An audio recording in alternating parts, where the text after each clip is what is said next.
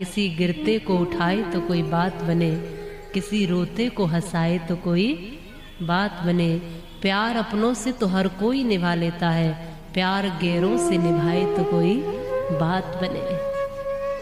हंस के खुशियों में तो हो जाती है दुनिया शामिल, काम दुख दर्द में आए तो कोई बात बने। और राम घनश्याम को रिझाना अच्छा है, पर उसके बंदों को रिझाए तो कोई बात बने। मूर्ति की पूजा करना बहुत आसान है, पर किसी व्यक्ति में ही भगवान देख लेना ये मुश्किल है। मंदिर में साक्षात दंडवत कर लेना ये तो बहुत सरल है,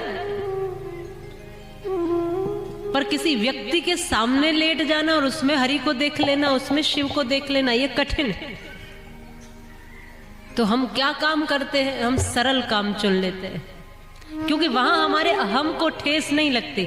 छोटी मूर्ति भी है, उसके सामने भी झुक जाएंगे, लेकिन यहाँ मनुष्य के सामने व्यक्ति को झुकने में शर्म आती है। इंसान के सामने कैसे झुकूंगा? लेकिन तुलसीदास कहते हैं, सिया राम मैं सब जग जानी, करहु प्रणाम जोर जुग पानी। वो तो सब में हरि को देख लेते हैं। क्यों माता? और हमें तो अपनों में ही।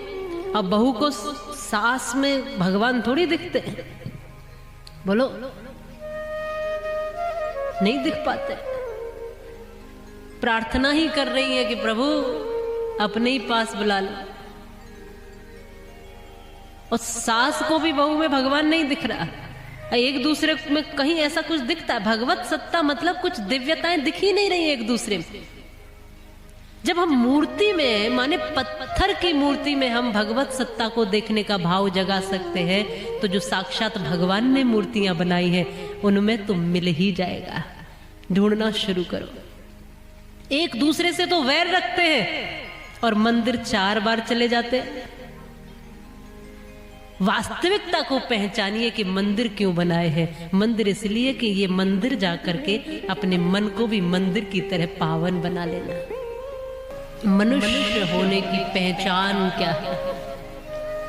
मनुष्य का शरीर या मानवता वाले थोड़े गुण? शरीर से आप मनुष्य हो, ये मनुष्य होने की पहचान नहीं। आप में मानवता है, मनुष्यता है, तो आप मनुष्य हो।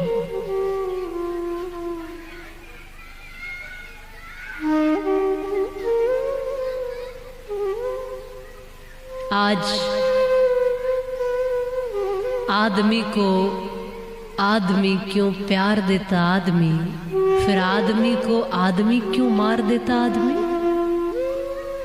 आदमी को देखकर क्यों जी रहा है आदमी, फिर आदमी के खून को क्यों पी रहा है आदमी? अगर किसी को मारना ही है तो मारिए एहसान से।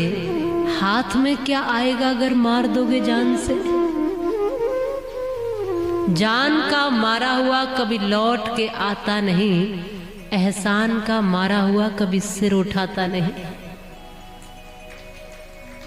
एहसान का मारा हुआ कभी सिर उठाता नहीं, और सताता जो गरीबों को उसे बलवान मत समझो, उठाता जो गरीबों को उसे बलवान कहते हैं।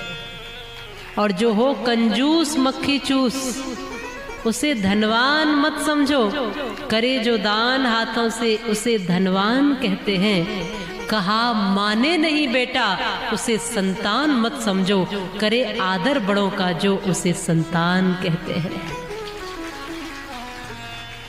ये कैसी संतानें हैं, ये कैसी औलादें हैं जो अपने ही बूढ़े बुजुर्ग माँ बाप को वृद्धाश्रमों तक पहुंचा रही हैं।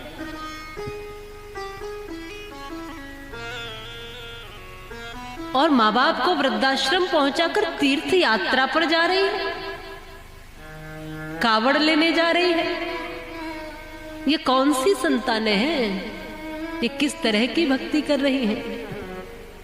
जीते जी माता पिता को एक एक गिलास पानी के लिए तरसा रही है, और मरने के बाद उनके नाम से तमाम भंडारे करवा रही है। जिंदा थे तब हाल किसी ने पूछा नहीं, मरने के बाद कफन पे कफन ढके जा रहे हैं।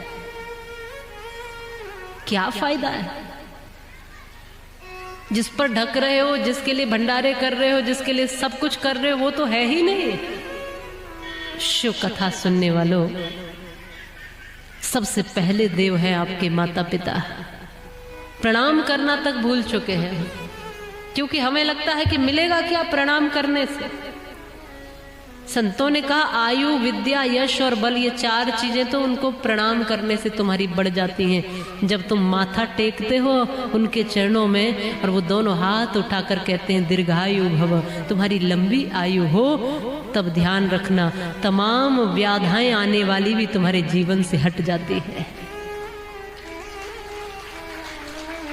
जब बूढ़े माँ बाप के हृदय से ये दुआएं निकलती हैं कि मेरे बेटे की लंबी उम्र हो, मेरा बेटा सफल बने, इसका यश कीर्ति फैले दुनिया में, इसका नाम दुनिया में हो, जब हृदय से ये दुआएं निकलती है ना, तो वो जरूर आपके सारे के सारे जो बीच में मार्ग में बाधा बने हुए कहीं कोई भाग्य की लकीरें भी ऐसी होंगी, वो भी सब हट जाएंगे।